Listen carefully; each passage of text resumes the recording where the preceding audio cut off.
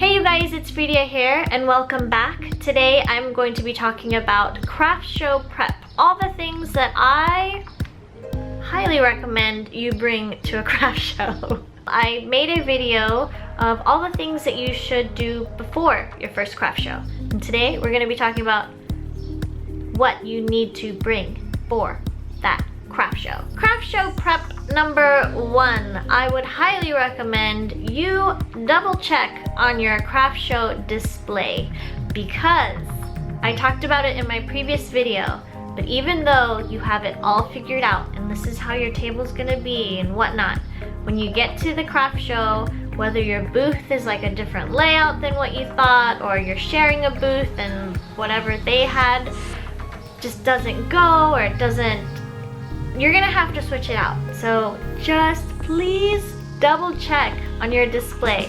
Plus there have been times where I have forgotten a few things. My bad, but just make sure you have your display top notch. Like this is how you want it because it's gonna be moved around. Maybe just a little bit. Craft show prep number 2.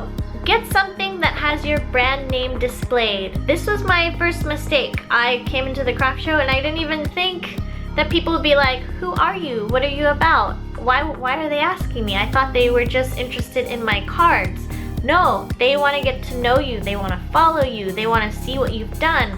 I didn't have anything with my brand or logo or anything around my booth. And my booth mate was like, well, we should make something ASAP. So I with my die cut machine, I was able to make a little sticker and put it on a little piece of wood. But that was my first mistake. At the moment, for the past year, I have just been using this wooden plate stand that I got at Michael's. It's not very big. It's literally this big, and I have a little silhouette die cutter. So I just put my logo. It's actually not my official logo, it's just I have New Moon Paper Goods written and I just stuck it on there and so it can sit on my table. I have little hooks on top so I can hang it from the top. But I am planning to buy a banner because I do see a lot of people just bring more and more of those banners. They're very sturdy, they're durable. You can get them in different sizes and then you can hook them up or you can like have them strung anyway.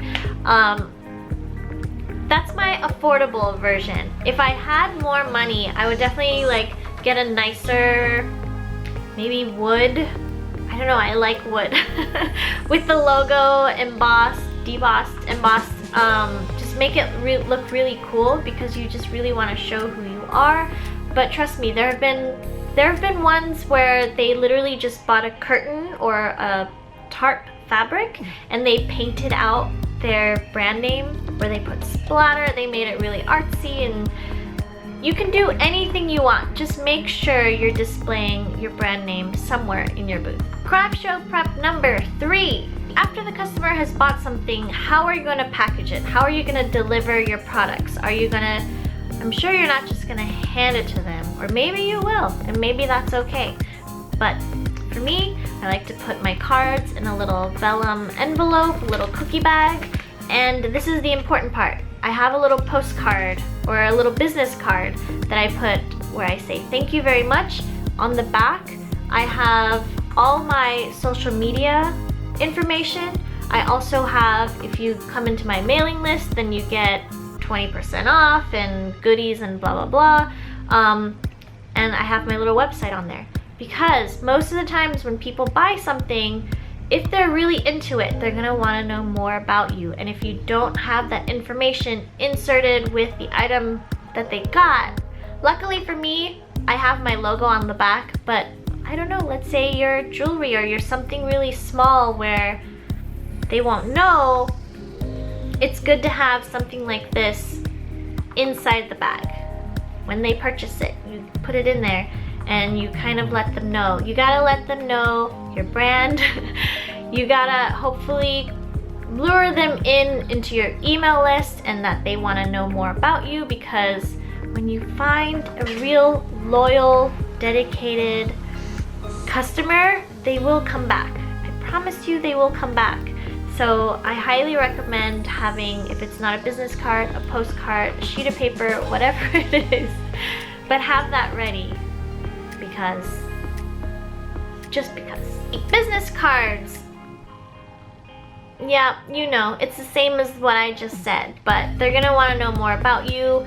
Another reason why you want business cards, if you have like a logo or something, the more people see it, the more they get familiar with it, the more they're gonna want to buy. It's something that happens in your brain. Like, they have to see the logo and see what you're all about before they dive in. I don't know why. It's just the way it is. So I have different types of business cards because I have them lying on the table. Some people pick up this one, some people pick up this one. I don't know. I like to switch it up, but I always have my logo on there because you want to keep some things consistent. Craft show prep number 5. Freebies. Everyone loves freebies. Usually I sell my postcards for $1.50 or sometimes $2. But when they buy my card, recently I have been making just a special postcard for that show or for that season, and I just give one to them. There's been times where the customer runs back like, I didn't buy this and you put it in there. I was like, no, that's a gift for you. And they're like, oh my gosh, thank you. So I know a lot of people do stickers. It's pretty affordable. I've been doing postcards, sometimes stickers. If you have anything freebie related, they love it. Craft show prep number 6. Craft show prep number 6. Have everything priced. You don't want to be at your booth with all the people, everyone around your booth looking at everything, and they're asking, how much is this? How much is this? How much is this? And you're like, 5. Oh, I don't know, let me check.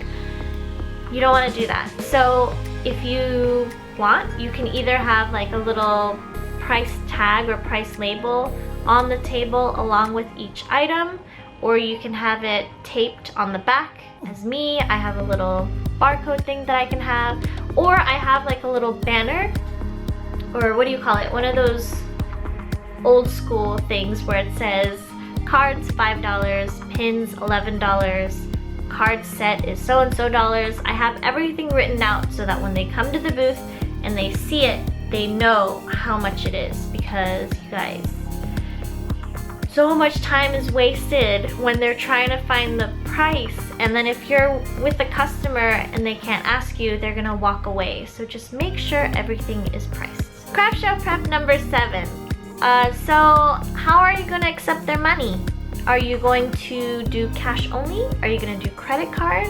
Make sure you have that ready. For me, I use Shopify, and with Shopify, you can get this. I believe you can get one of these for free. They connect by Bluetooth. I got the one with the stand. I believe I paid like $20, and I just purchased the one that you can do Apple Pay, which I believe was $50. That had like a few weeks wait. So hopefully it comes in time for my next craft show, but this past craft show that I did realize that a lot of people do not bring credit cards or cash, and they want to do only Apple Pay.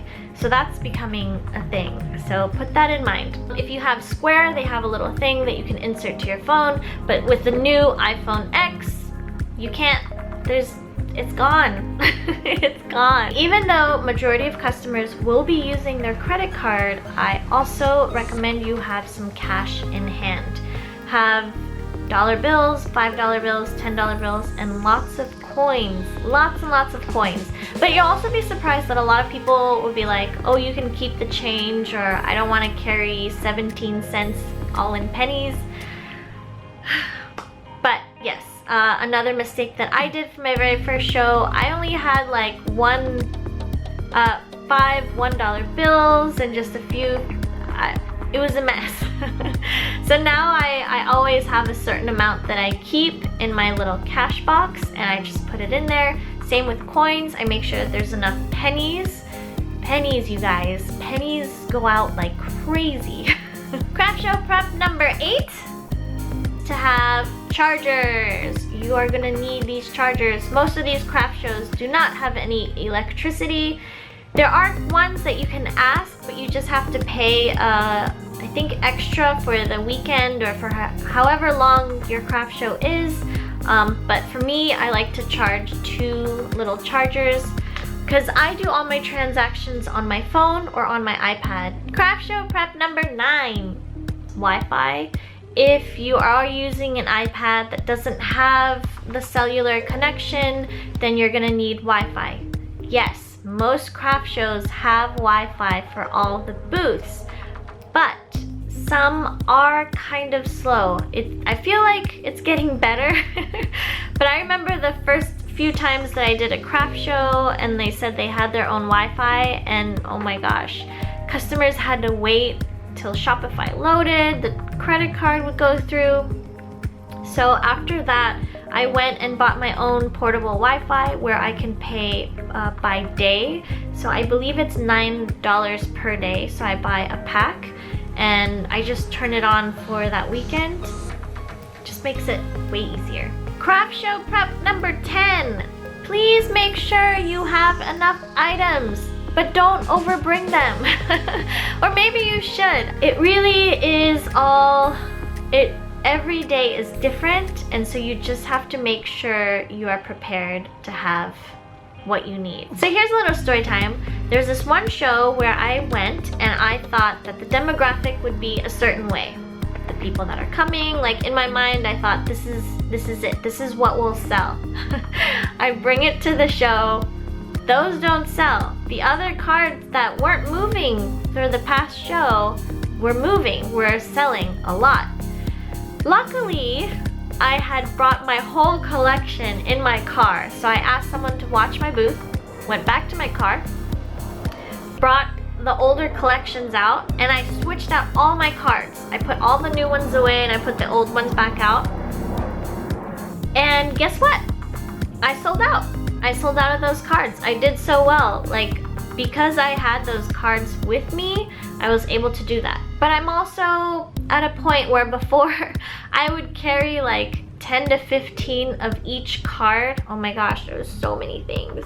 But now I know to carry 4 to 6 of each of my cards, and if they sell out, then I'm like, hey, you can go onto my website, and I still have some in stock, so go onto my website, here's a little discount code, go on there, and hopefully it'll cover shipping or whatever it is, and that's been working out for me. Also, another plus is that when they come to my website, they're able to see everything. It's not just what I have laid out, they're able to see all the other items that I offer. So it's been good. But again, it's also because I had those postcards that had all the information, my business cards had all the information, and I had just a little bit of stock in my car. So yeah, definitely plan out what you're gonna bring. And the more you do the craft shows, the more you think you know. I was gonna say the more you know, but really every craft show is different. Every weekend is different. If it's sunny out, people buy more. If it's raining out, people don't come out. It really is a learning curve each time. But hopefully this video helped you guys in even just like the littlest way. Yeah, thank you guys so much for watching to the end. And if you have any questions, please leave them down below. I'll try to reply to them as much as possible. Or you can find me at New Moon Paper Goods, DM me, and then we can talk about craft shows. I love meeting other makers, local or not. If you make something, or even if you don't, you're a creator anyways, please reach out. I'd love to chat with you. Also, a huge thank you to my Patreons. Your support means so much to me and is the reason why I'm able to do these videos and go to these craft shows. Recently, we've been talking a lot about business, so it's been a lot of fun. But yeah, if you want to come and support my little business on Patreon, please come check us out and join our little family.